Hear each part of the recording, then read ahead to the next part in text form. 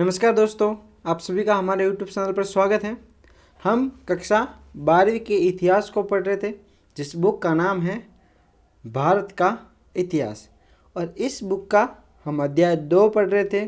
और ये जो वीडियो है ये अध्याय 2 का पार्ट 10 है। ठीक है, तो अध्याय का नाम है भारतीय इतिहास के स्वर्णिम पृष्ठ। ये जो अध्याय है ये 15 नंबर का है। एग्जाम में इससे आपके 15 नंबर के सवाल आएंगे। और अगर आप इस वीडियो तथा सभी वीडियो की PDF पाना चाहते हो नोट्स के रूप में, तो आप हमारे टेलीग्राम चैनल को ज्वाइन कीजिए, जिसकी लिंक आपको डिस्क्रिप्शन में दे रखी है और जिसका नाम वही है जो YouTube चैनल का नाम है। ठीक है, तो अभी तक आपने हमारे चैनल को सब्सक्राइब नहीं किया है तो सब्सक्राइब भी ज़रूर करना, और वीडियो पसंद आए तो वीडियो को लाइक भी ज़रूर करना। ठीक है दोस्तों, पढ़ते हैं। आज हम पढ़ेंगे सालो वंश।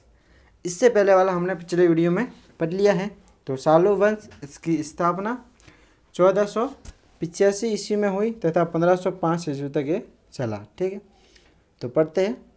1485 ईस्वी में नरसिंह सालोव ने सालो वंश की स्थापना की। किसने की? नरसिंह सालोव ने। उसने आंतरिक शांति बहाल की, लेकिन उड़ीसा के शासक पुरुषोत्तम गजपति ने उसे युद्ध में पराजित कर बंदी बना लिया। अपने राज्य के कुछ क्षेत्रों को गजपतियों को सौंपकर वह पुनः स्वतंत्र हो गए। यानी कि गजपति का जो शासक था पुरुषोत्तम, उसने इसको युद्ध में पराजित किया और बंदी बना लिया, लेकिन उसने क्या किया कि अपने कुछ क्षेत्रों को उसको दे दिया, फिर खुद स्वतंत्र हो गया। ठीक है, यही बात कही गई है। मगर 1491 ईस्वी में उसकी मृत्यु हो गई। किसकी मृत्यु हो गई? तो सालो वंश का जो संस्थापक था नरसिंह सालो, इसकी मृत्यु हो गई। ठीक है, अब है तुलुव वंश। तो 1505 ईस्वी से 1570 ईस्वी, अब जस्ट इसके बाद 1505 ईस्वी में तुलुव वंश का आरंभ होता है। पढ़ते हैं।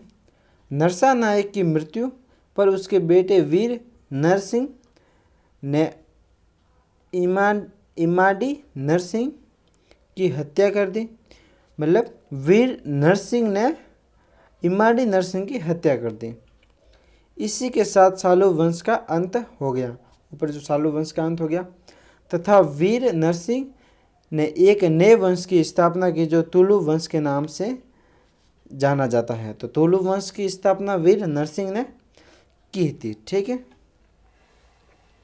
आगे इस वंश का महानतम शासक कृष्णदेव राय था, जिसने 1509 ईस्वी से 1529 ईस्वी के बीच शासन किया।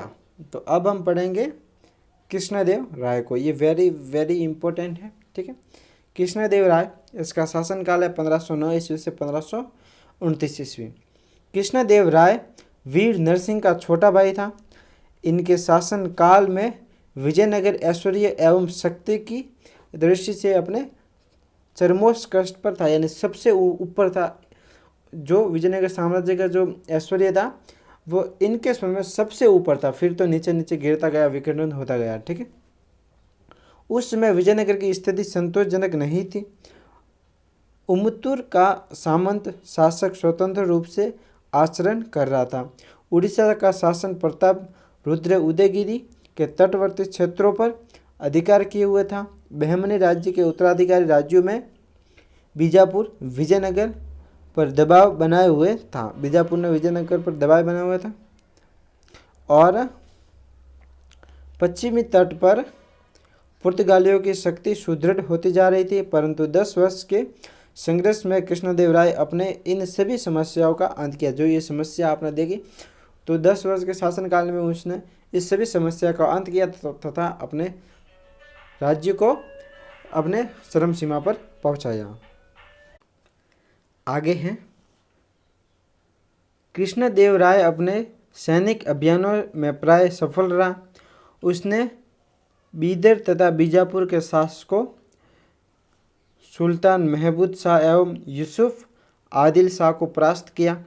उसने बहमनी सुल्तान महमूद शाह को बरी से मुक्त कराकर पुनः सिंहासन पर बैठाया और यवन राज्य स्थापनाचार्य की उपाधि धारण की? किसने की? कृष्णदेव राय ने। आगे कृष्णदेव राय के बाद उसका छोटा भाई अच्युत राय 1529 ईस्वी में शासक बना और 1542 ईस्वी तक शासन किया। उत्तराधिकारी अच्युत राय एक दुर्बल शासक होने के कारण केंद्रीय सत्ता कमजोर हो गई। आगे है अच्युत राय की मृत्यु के बाद उसका भतीजा सदाशिव राय सिंहासन पर बैठा। उसकी निर्बलता का लाभ उठाकर उसके मंत्री राम राय ने शासन पर नियंत्रण कर लिया। उसने दक्षिणी मुसलमानों राज्यों बीजापुर, गोलकुंडा, अहमदनगर और बीदर के पारस्परिक संघर्ष में हस्तक्षेप करके विजयनगर राज्य की शक्ति एवं प्रतिष्ठा में वृद्धि की। उसके नेतृत्व में सेना ने अहमदनगर को खूब लूटा और मस्जिदों को तोड़ा।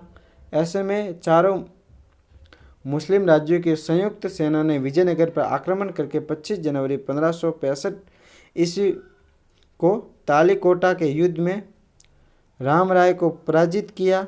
विजयनगर पर इसके विपरीत परिणाम हुए। अब अराविडु वंश। तो अराविडु वंश की स्थापना 1570 में हुई और अंत 1650 में हुआ। राम राय का भाई तिरुमाल प्रधानमंत्री बना।